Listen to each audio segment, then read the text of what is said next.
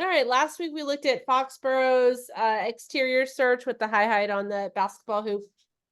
And one of the things to look at, we have to understand a couple of things. One is that you could run the exact same search in the exact same place in a different hour, and it's a different search constantly. So our efforts to duplicate are just to generalize and duplicate concepts. So you could easily look at these searches that we're looking at, and maybe you opt to not throw it all together, but maybe you opt to pull out the basketball hoop and the pipe hide and just work those two together. Like, just breaking down the ideas a little bit to give the dog some exposure to what we might be seeing. The other thing that I think is really helpful about looking at these is to look at what trending concepts are in terms of at least what we're doing with elite trials with the NACSW. So I picked one I thought was really interesting for this week. But let's look at just, I wanted to look at a part, just a tiny piece of one of the searches, because in talking to some folks from the Foxborough trial, and I know some of you posted your trial video, which was great to see, just the real life picture. But this is a little tricky because it's a handheld video, so it gets you might get a little dizzy. I apologize. And it's sped up, and so it's fast. It's already a fast dog, and it's sped up. So we're just gonna look at this. But this is the pipe hide. So all of this stuff that the dog is doing, I'm just gonna fast forward it. The hide is here in a pipe in the wall here.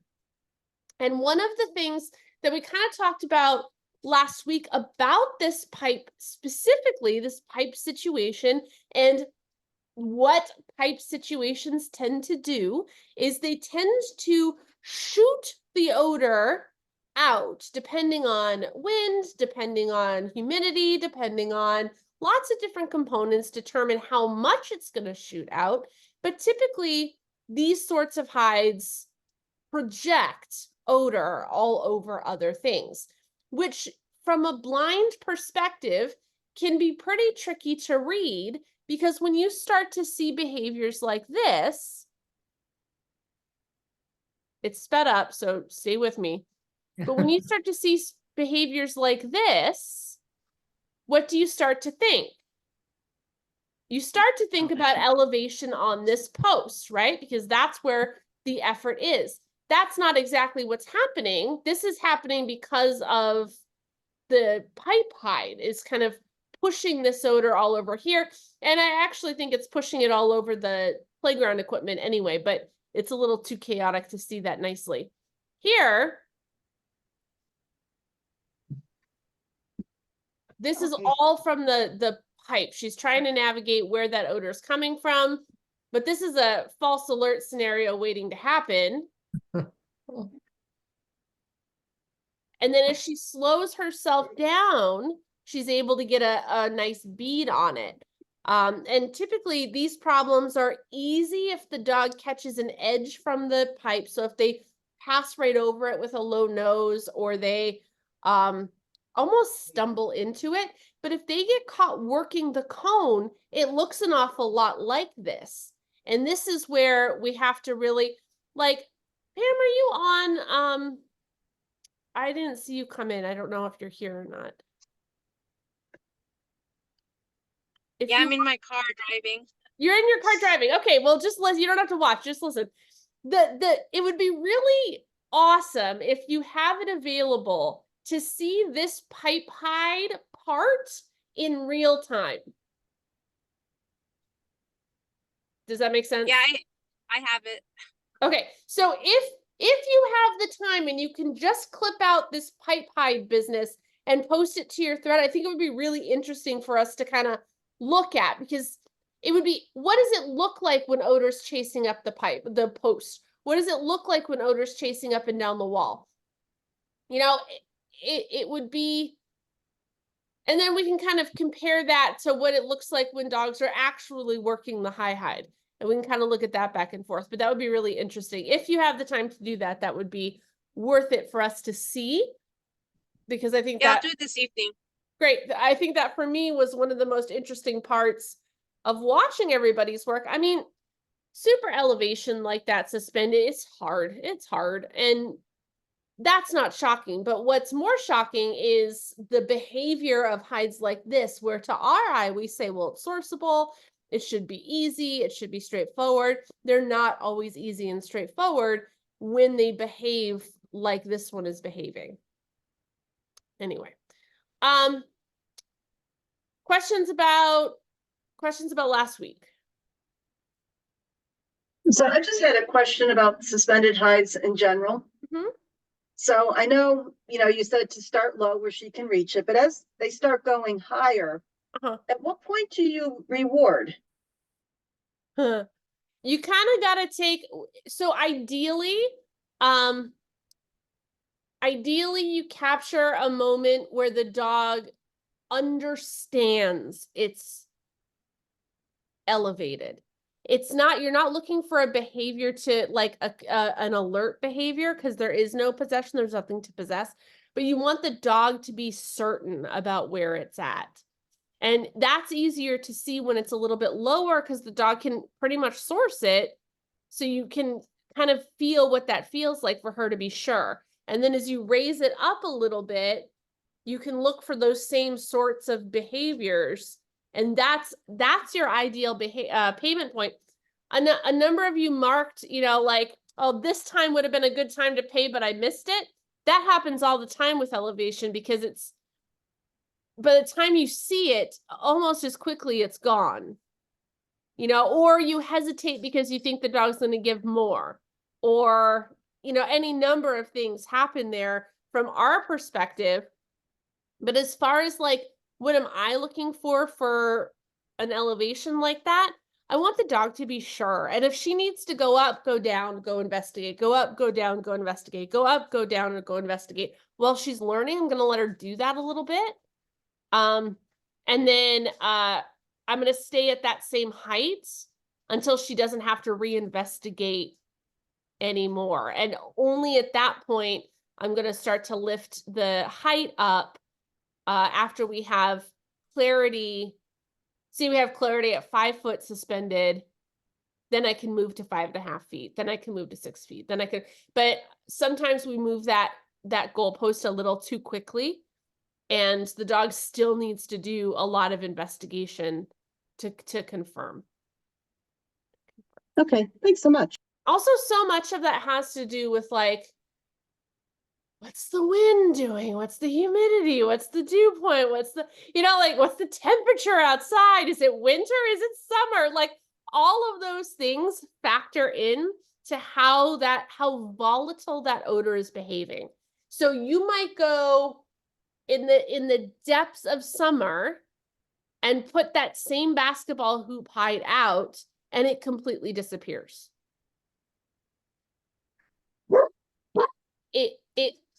Odor is fickle. Odor does. So I went and I was certifying official this weekend in Connecticut, and I was so pleased. One of the things that is the hardest thing from my personal experience in COing is setting hides that behave and last for the day, so that to the best of my ability, the first dog on the line gets a similar picture to the last dog on the line. And hides don't always, you have to be very particular in how you're setting up the test to make sure that happens. And sometimes, despite your best intentions, the saturation gets too deep and the last dog has a devil of a time solving all of the problems, or one of the problems disappears on you and you weren't, anticipating it, or you notice a tiny crack that's sucking the odor into a different part of the room. Like, all of these things happen to us. And I was just really pleased that all of the odor behaved the way it was supposed to, and there were no real surprises as to what was difficult or what was easy all through the weekend. So They were wonderful hides. What's that, Helen? They were wonderful hides, Michelle. Thank you so much. I got attacked by a cardboard box in the library. That's not Oh. surprising. At least it wasn't a T-Rex. No, she didn't mind the T-Rex, but I spent a couple of, very precious seconds trying to shake the box off my foot. And Gail goes, "Oh, are you okay?" I'm like, "Yes." She says very precious seconds. She took first place in the trial. Like, you did just fine. You did just fine. But yeah, so but a lot of that was because the temperature was mild. It was breezy but not terribly windy. We didn't do anything outside, although those buildings were drafty as hell, so I don't know if it would have really mattered if we did anything outside. It wasn't terribly humid. Like so much of those factors determine what the odor is going to do later. And we have no control over that. No matter how many complaints get written to trial at NACSW about the weather, have no control. Anyway, let's look at a search from, I don't know where this was, Alabama, I think.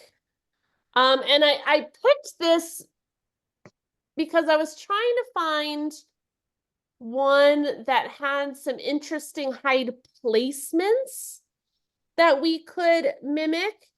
And this is, and something that maybe we could find a space a little bit easier. It's a little bit easier to find exterior spaces than it is to find interior spaces. So this is actually an exterior interior. There's an interior component, but I think we can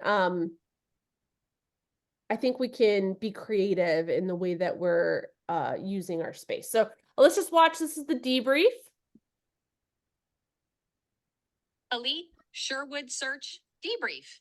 So you had an unknown number of hides in this search, and there were 5 hides total. From the start line, you had 3 hides in the exterior portion of the search. First hide over here. It's located right here in the cement wall.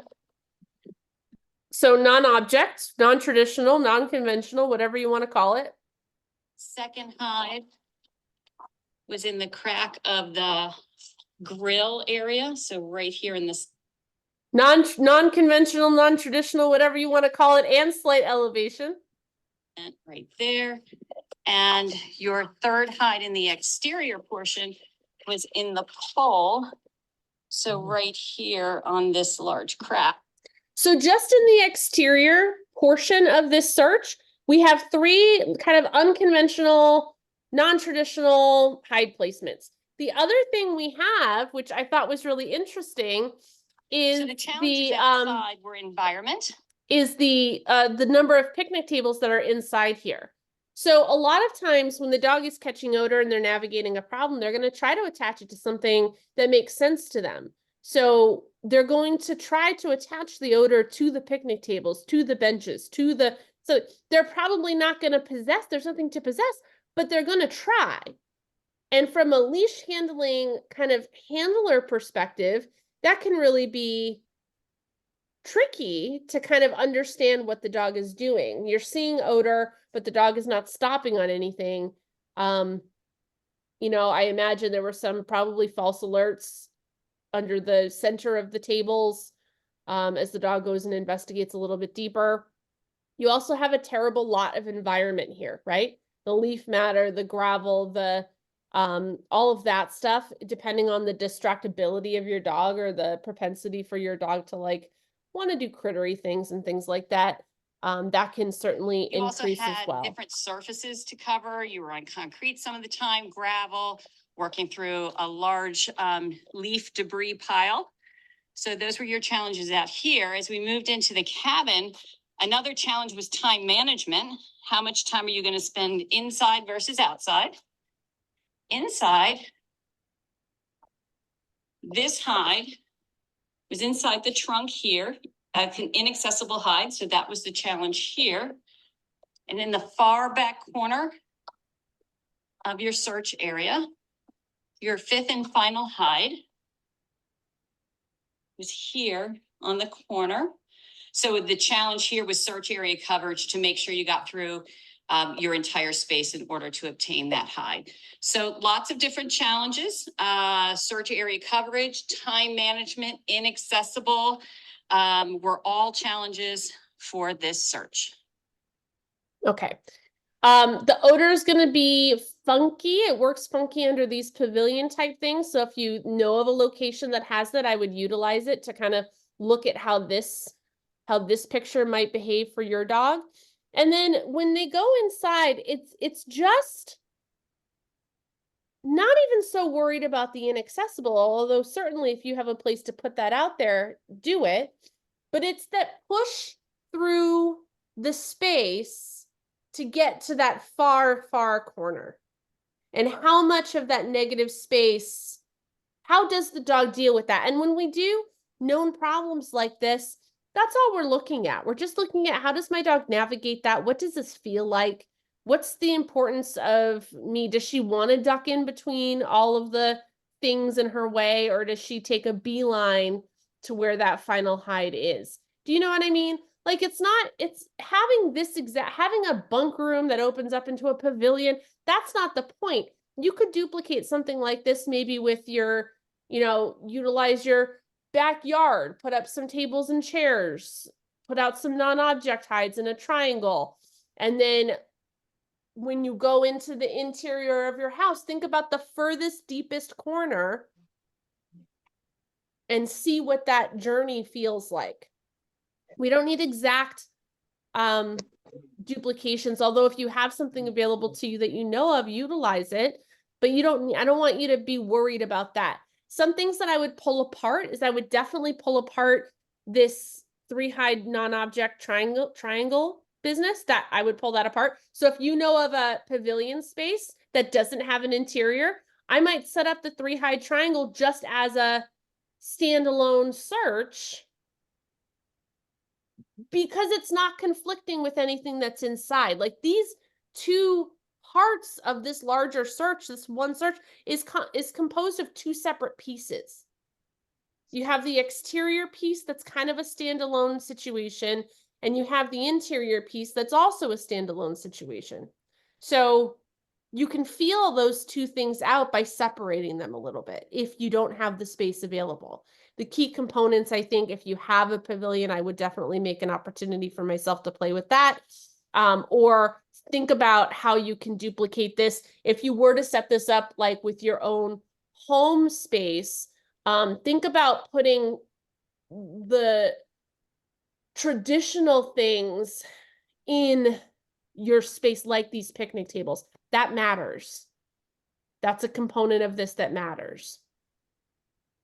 The overhang, probably a component that matters, although less so. And then the interior space, certainly if you have an opportunity to work in an accessible, work it, but it's that deep corner, I think, that's probably the more important piece.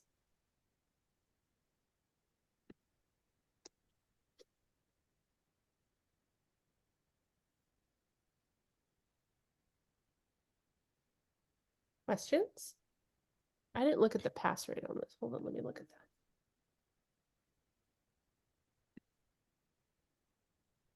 that. What was this? Sherwood.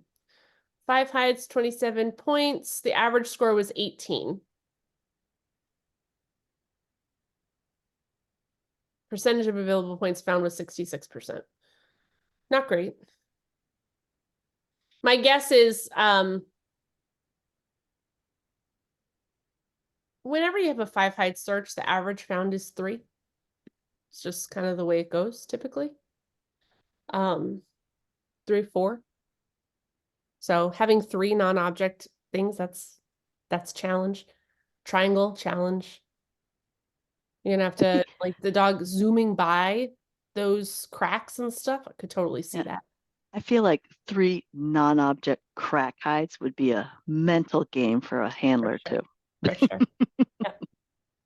Yep, for sure. Which is why I think that's a key component. Like if you were to pull anything out of this, that's definitely a component I would pull out. And you can, you know, when we are COing, we have to make sure that our cracks, our holes, our whatever we're gonna shove a hide in is big enough to adequately conceal the hide that we're using, right? You all can be, you can cheat it a little bit. So you don't need to find like the perfect crack. You can, if it sticks out a little bit, that's okay.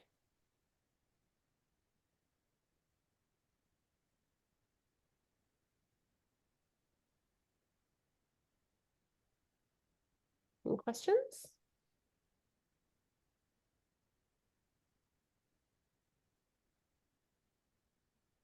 All right, everybody.